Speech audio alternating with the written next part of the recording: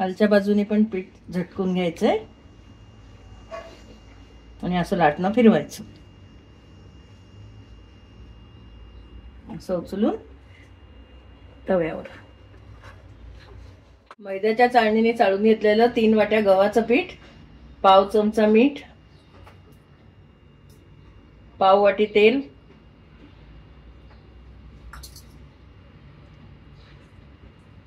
कणिक घट्ट भिजवायची. साधारणपणे 1 वाटी पाणी लागले.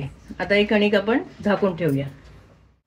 3 वाट्या डाळ शिजवून घेतली आहे, निथळून घेतली आहे. ह्याची आपण कटाची आमटी करू शकतो. पळीच्या साहाय्याने डाळ घोटून घ्यायची. 2 वाट्या गूळ, 2 वाट्या साखर, तर मीठ थोडंसं, पाव चमचा, थोडी हळद.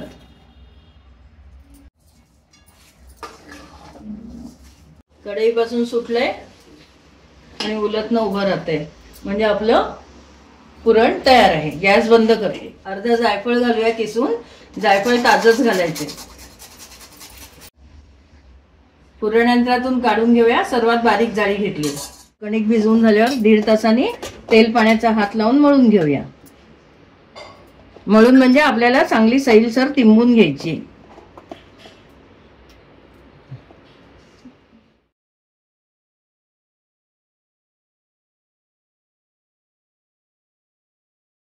हे बघा किती छान तार आली आहे गव्हाच्या पिठाला सुद्धा. नुसता तेल पाण्याचा हात लावून छान तिंबून तिंबून मळल्यामुळे. पुरण वाटून झाले,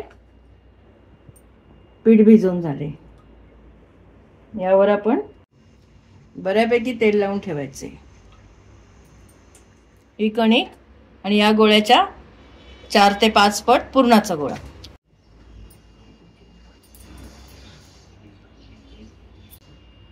लावायला तांदूळाचं पीठ.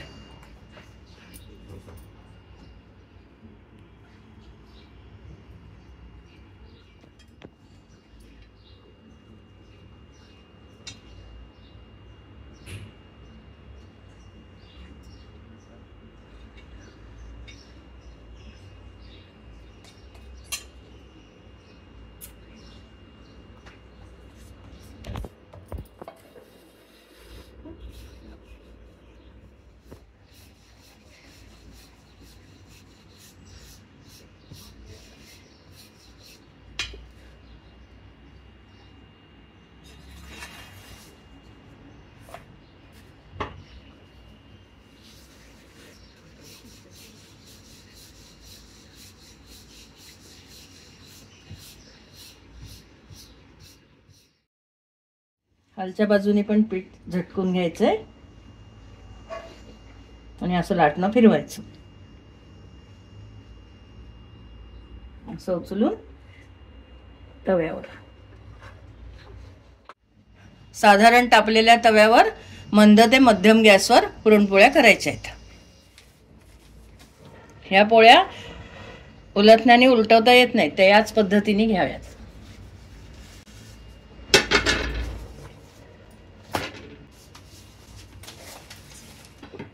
आपल्या अंदाजाने उलटवाव्यात किंवा उलटण्याने थोडी पोळी वर करून बघावी आणि झाली असेल की उलटवावी.